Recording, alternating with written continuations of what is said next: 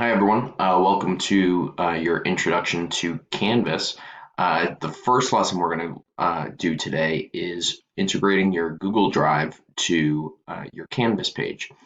But first and foremost, before we even get into the how-to process of linking your Google Drive to your Canvas, I just want to take a moment to talk about Google Drive generally. This should be your primary mode of saving files because it allows you to access those files whether or not you're in the school or outside of the school.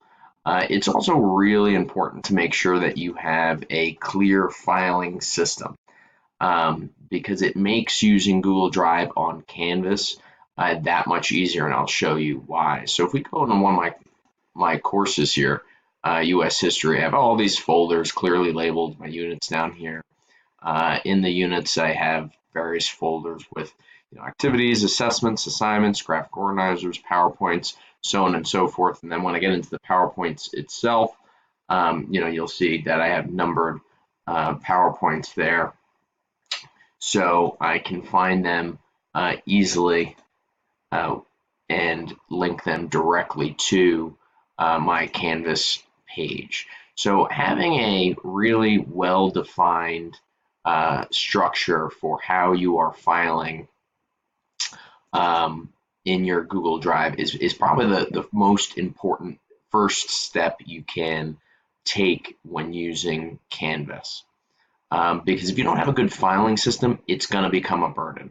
It's going to be harder to use, more difficult to use. The goal of the LMS is to make it to integrate it seamlessly into what you already do on a daily basis. So before you even integrate it, I suggest you go back through your files and try to come up with a structure that works for you, so you can easily identify files by simply clicking the name.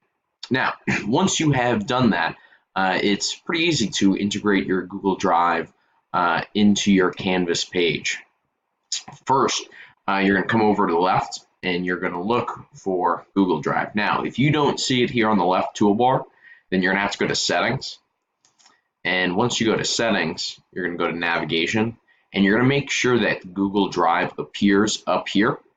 In later lessons, we'll talk about how this set up generally. But when you have certain tools down here, this means it's hidden from students and hidden from you. And then here are the ones that the students themselves can see. It's an easy way to keep the screen a little bit simpler. But once you go to Google Drive, you're going to click it. Now, mine already pops up because I've already authorized my Google Drive to integrate, but it's going to ask you to authorize, and then it will link in directly to your school email account. Now, a couple of misconceptions when it comes to Google Drive. The students cannot access your Google Drive, meaning if they were to click that Google Drive on the left-hand side, it actually authorizes them into their own student Google Drive-based account. So don't worry about linking your Google Drive to Canvas for fear of test security or various different assessments or confusions of the kids, because they can't actually get into anything in your Google Drive without a link itself. Well, once you've hooked up Google Drive, it will make your life a lot easier when creating assignments or pages. So if we went into assignments, I'll just show you real quick how to link things to it, and we went into a specific assignment.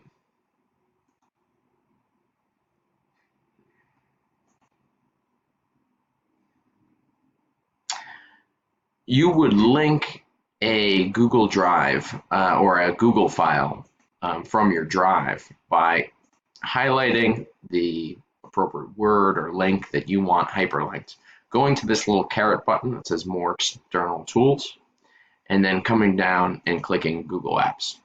Now, there are a couple different ways that you can find the file of your choice. You can either go into your well-defined files here, school, go down, US History if I wanted to, and go through each folder, or you can simply search a file name up at the top.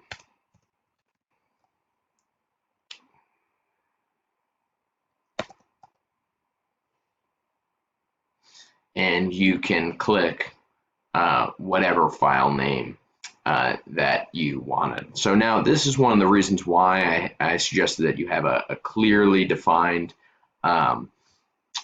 method of how you name things, because definitely the search is the easiest method to use. But the search bar itself will key in directly to what you type, so sometimes you can't find it. So that's the first step on your path to mastering Canvas. So try it out, and if you have any questions, let me know.